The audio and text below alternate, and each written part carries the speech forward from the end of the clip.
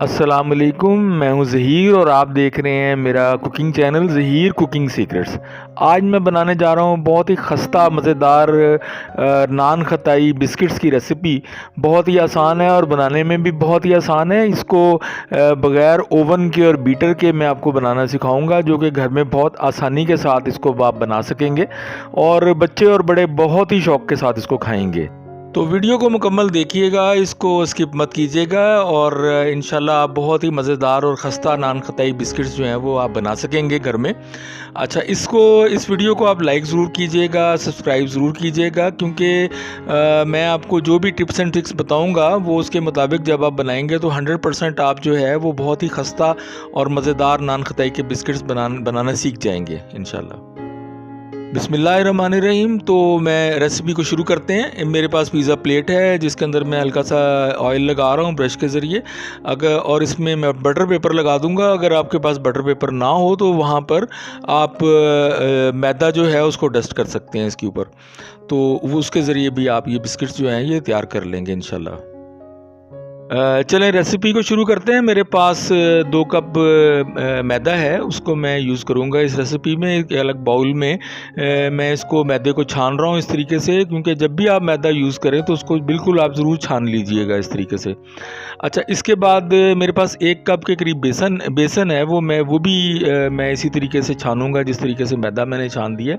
इस तरीके से मैं इसके अंदर ये बेसन को भी मैंने इस तरीके से छान लिया है इसके अंदर। अच्छा, इसके बाद 1 कप चीनी मैंने ग्राइंड कर लिया है, और ग्राइंड के दौरान में मैंने हरी इलायची, छोटी वाली जो इलायची होती है, इसके बीज मैंने निकाल के वो भी चीनी में साथ इसमें ऐड कर दिए थे। तो 1 कप चीनी भी इसमें ऐड कर दिए और उसको अच्छे तरीके से मिक्स कर देंगे, और इसमें इलायची की भी खुशबू साथ शामिल हो जाएगी। अच्छा, इसके बाद बेकिंग पाउडर जो है मेरे पास है, वो मैंने तकरीबन कोई 1 टीस्पून जो है बेकिंग पाउडर जो है वो मैंने इसमें ऐड कर दिया, और इसको अच्छे तरीके से मिक्स कर लेंगे इस तरीके से। अच्छा, इस रेसिपी में बटर या घी का इस्तेमाल होगा, तो मैं यहाँ पर घी इस्तेमाल कर रहा हूँ, और इसमें 1 कप जो है मैंने घी इस्तेमाल करना है। इसमें मैं पहले थोड़ा सा घी ऐड करके देखूँगा इसको जिस तरीके से, फिर बाद में आहिस्ता आहिस्ता इसमें मज़ीद जो है वो घी को ऐड कर देंगे। तो घी मज़ीद मुझे ऐड करना पड़ रहा है, तो ये तकरीबन कोई घी जो है ये 1 कप के करीब जो है ये घी जिसमें ऐड हो गया इस तरीके से, और इसको अच्छे तरीके से गूंद लेंगे। जिस तरह से हम रोटी का आटा गूंदते हैं इस तरीके से हम इसको अच्छे तरीके से गूंद लेंगे। अब देखें, इसको मैंने ये जो अच्छे तरीके से इसको गूंद लिया है इस तरीके से, जिस तरह रोटी का हम आटा बनाते हैं इस तरीके से इसको मैंने अच्छे तरीके से इसको गूंद लिया है, ठीक है ना ये। अच्छा, इसके बाद मेरे पास अब ये पिज़्ज़ा प्लेट है जो कि मैंने पहले से तैयार की हुई थी। 1 टेबल स्पून मैं ले रहा हूँ इसमें, और उस टेबल स्पून के ज़रिए एक आइडिया हो जाता है कि कितना इसका जो बिस्किट्स का साइज़ है, इसका नान खताई का जो साइज़ है उसको हम कितना रखेंगे। तो इस स्पून के ज़रिए मैं एक मेजरमेंट की उसकी कर रहा हूँ, और एक जैसे तकरीबन जो हैं ये बिस्किट्स जो हैं इस तरीके से तैयार हो जाते हैं। तो अगर हाथों से अलग से आप डो को में से निकालेंगे और तो वो आपके बिस्किट छोटे बड़े बनेंगे। तो इस तरीके से 1 टेबल स्पून मैंने यूज़ किया है इसके अंदर, और इस तरीके से मैं इसको एक छोटे पेड़े की शक्ल दे के उसको थोड़ा सा दबा के तो उसको बिस्किट्स की शेप दे रहा हूँ इस तरीके से।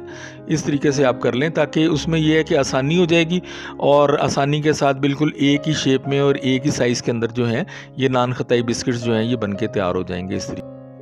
हाथों से इस तरह से गोलाई बनाएंगे इस तरीके से, और थोड़ा सा ऊपर से दबाएंगे तो ये बिस्किट की जो शेप है इसमें आ जाएगी, और थोड़ा सा आपने फासला रखना है इसमें।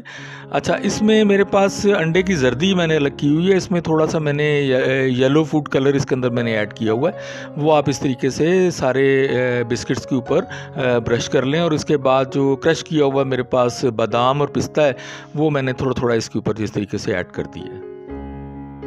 ये देखिए माशाल्लाह बहुत ही ज़बरदस्त नान खताई बिस्किट की जो शेप है और इसका टेक्सचर है ये बिल्कुल ज़बरदस्त बन गया। अच्छा, मेरे पास अब जो पतीली है, मैंने पतीली में ही आपको इसको बनाना सिखाना है। तो पतीली मैंने प्री हीट कर ली थी 2-3 मिनट के लिए, उसको मैंने आग पर हल्की आंच पर रखा हुआ था। अब इसके अंदर मैंने ये पिज़्ज़ा प्लेट ऐड कर दिया और इसको ढक देंगे। तकरीबन 15 से 20 मिनट जो है ये नान खताई को हम इस तरीके से हल्की आँच के ऊपर मैं इसको ढक रहा हूँ इस तरीके से ऊपर से। और ये देखें, ये बिल्कुल इस तरीके से मैं आपको आपको ये आँच भी दिखा रहा हूँ, जिस तरीके से हल्की सी आँच रखनी है आपने। तो ये तकरीबन कोई 20 मिनट आपने इसको देने हैं और 20 मिनट के बाद आपने इसको चेक कर लेना है। ये देखें माशाल्लाह बहुत ही ज़बरदस्त जो है ये नान खताई बिस्किट जो हैं ये बन गए हैं माशाल्लाह। बहुत ही खस्ता और ज़बरदस्त जो है मज़ेदार नान खताई बिस्किट्स जो हैं ये बन के तैयार हुए हैं। तो इसी तरीके से आप घर में बहुत आसानी के साथ बग़ैर बीटर के और बग़ैर ओवन के आप पतीली के अंदर नान खताई बिस्किट्स जो हैं ये आसानी के साथ आप बना सकेंगे।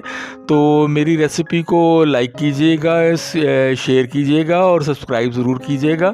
सब्सक्राइब करने जो है वो एक तरह से आपकी तरफ से एक इनाम है।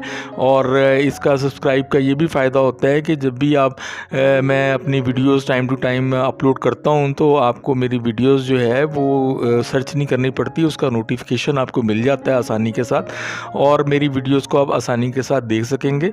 इसी तरह की मज़ेदार और बेहतरीन वीडियोस बनाने के लिए मैं दोबारा आपके साथ हाज़िर हूँगा।